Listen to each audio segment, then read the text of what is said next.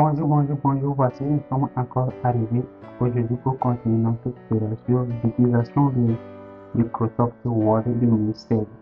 Aujourd'hui, nous allons juste parler de comment créer les colonnes dans notre document.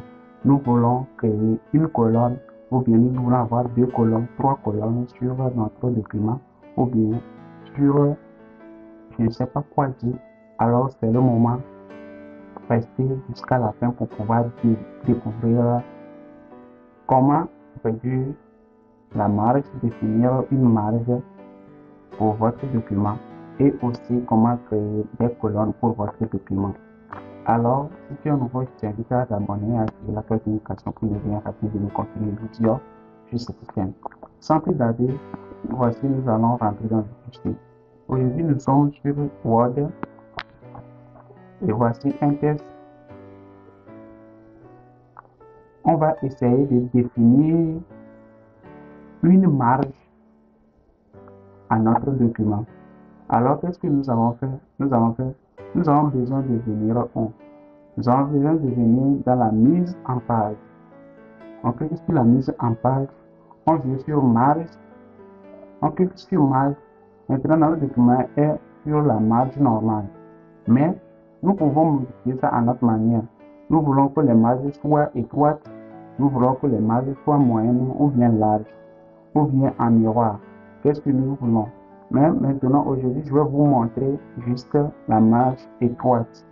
Dans la marge étroite, ça va vous permettre de réduire la taille de l'espace qui reste entre le début, là où commencent les écritures, et là où se terminent les écritures. Donc, c'est l'espace là que nous allons réduire. Et vous voyez, pour la marge normale, c'est du haut, il y a 2,5 et du bas, 2,5, c'est-à-dire gauche aussi 2,5. Mais étroite, vous allez voir que 2,50 qui était, la marge est réduite à 1,20. C'est quelque chose qui est un peu bien et qui va nous permettre de gagner en matière de pages, c'est-à-dire le nombre de pages que nous allons faire si nous écrivons notre document.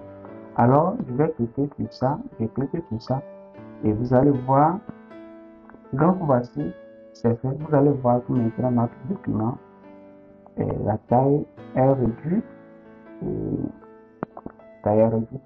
allez voir l'espace qui est ici, l'espace qui est ici, est maintenant réduit, l'espace aussi ici à la fin est réduit, et voilà notre document bien margé. Alors, nous avons fini avec la marge. Qu'est-ce que nous avons besoin? Maintenant, nous allons créer la colonne. La deuxième partie qui est la création de la colonne. Ici, nous avons juste une seule colonne. La colonne est aussi toujours au niveau de la mise en page.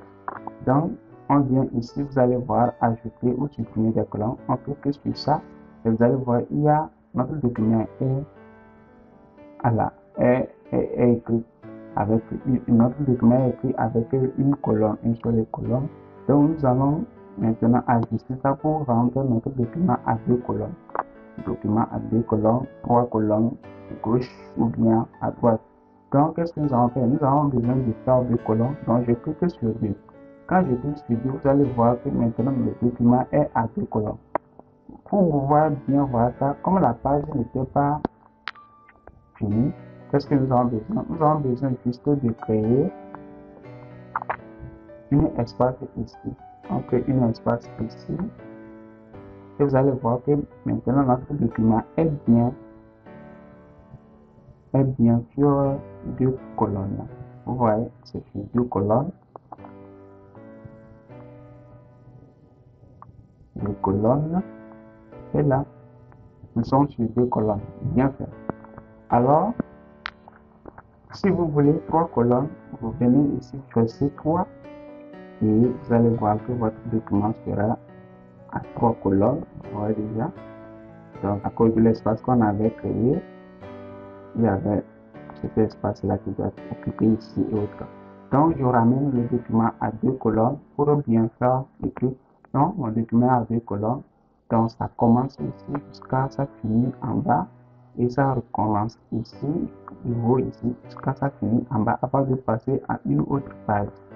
Donc voici ce que j'aimerais bien vous montrer aujourd'hui en matière de la pagination et d'insertion des colonnes dans votre document. Donc, si tu es là jusqu'à la fin, j'aimerais te voir écrire dans le commentaire « Je suis là » pour savoir que vraiment tu as suivi toute la vidéo du début jusqu'à la fin. Alors, je t'invite encore, si tu n'es pas encore abonné, abonne-toi et active la cloche de notification pour avoir beaucoup de astuces sur l'utilisation de Microsoft Word. Merci et à bientôt.